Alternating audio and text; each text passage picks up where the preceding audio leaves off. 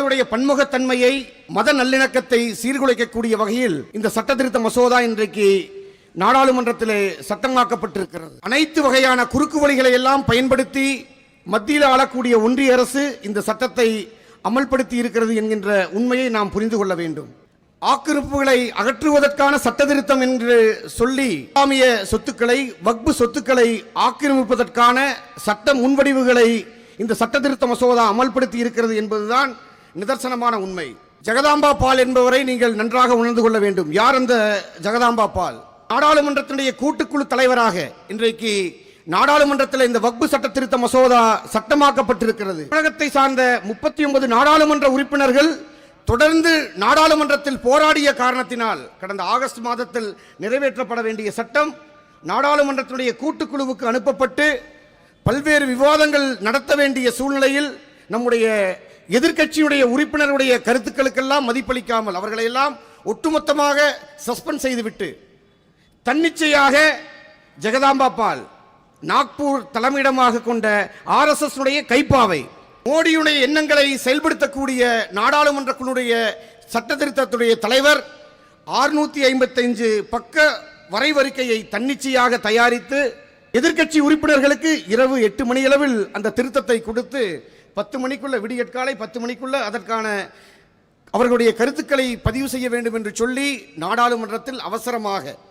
ஒரு குறிப்பிட்ட காலக்கெடுவிற்குள் விவாதத்தை நடத்தி அவசரகதியாக அந்த சட்ட திருத்த மசோதா இன்றைக்கு நிறைவேற்றப்பட்டிருக்கின்றது. நாடாளுமன்ற வரலாற்றில் ஒரு சட்ட திருத்த மசோதா என்பது, குறிப்பாக நம்முடைய வக்பு சட்ட திருத்த மசோதாவில் மோடி அரசு 33 புதிய உள்ளீடுகள், மீண்டும் குறிப்பிடுகின்றேன், 33 புதிய உள்ளீடுகள், 45 மாற்றங்கள், 37 நீக்கங்கள் என்று 115 திருத்தங்களை ஒரு நாடாளுமன்ற வரலாற்றில் ஒரு சட்டம் உருவாக்கப்படுகின்ற பொழுது, நிறைவேற்றப்படுகின்ற பொழுது ஒரு 115 திருத்தங்களை முதல் முறையாக அமல்படுத்தியது என்பது இந்த வக்பு சட்ட திருத்த மசோதாவில் தான்.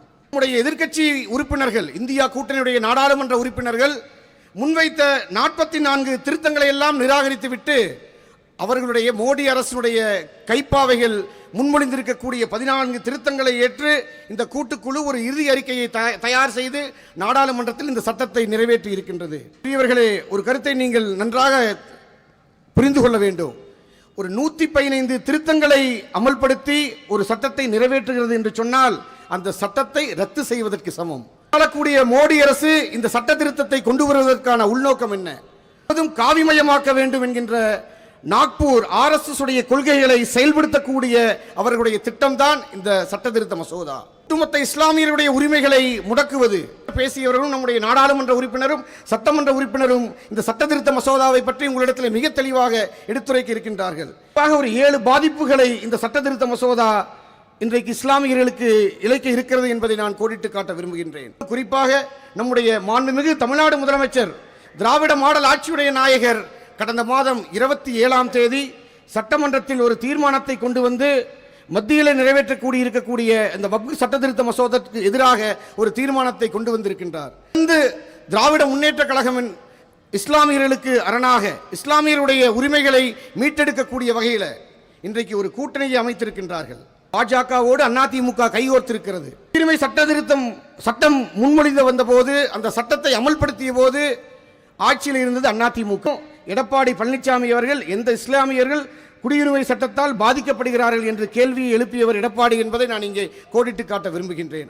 இன்றைக்கு அவர்களுடைய கள்ளக்கூட்டணி இன்றைக்கு வெளிச்சத்திற்கு வந்திருக்கிறது என்பதுதான் நிதர்சனமான உண்மை. நம்முடைய மாண்புமிகு தமிழ்நாடு முதலமைச்சர், திராவிட முன்னேற்ற கழகத்துடைய தலைவர் தொடர்ந்து தமிழ்நாடு போராடும், தமிழ்நாடு வெல்லும் என்கின்ற ஒரு அறிவிப்பை வெளியிட்டு பல்வேறு போராட்டங்களை மத்திய அரசு தொடர்ந்து தமிழகத்திற்கு இழைத்து வரக்கூடிய அநீதிகளுக்கெல்லாம் எதிர்ப்பாக பல்வேறு போராட்டங்களை, தொகுதி மறுவரை என்கின்ற பெயரில் தமிழர்களுடைய உரிமைகளை நசுக்கக்கூடிய பாஜக அரசுக்கு எதிராக தொடர் போராட்டங்கள், வர வேண்டிய நிதியை முறையாக வழங்கிட வேண்டும் என்று தொடர்ந்து போராட்டங்கள், இப்படி பல்வேறு போராட்டங்களை நம்முடைய திராவிட முன்னேற்ற கழகத்துடைய தலைவர் அவர்கள் முன்னெடுத்திருக்கின்றார். வக்பு சட்ட திருத்த மசோதாவிற்கும் நம்முடைய நாடாளுமன்ற உறுப்பினர் அண்ணன் ராசா அவர்கள் பேசுகின்ற பொழுது மிக தெளிவாக குறிப்பிட்டிருக்கின்றார்.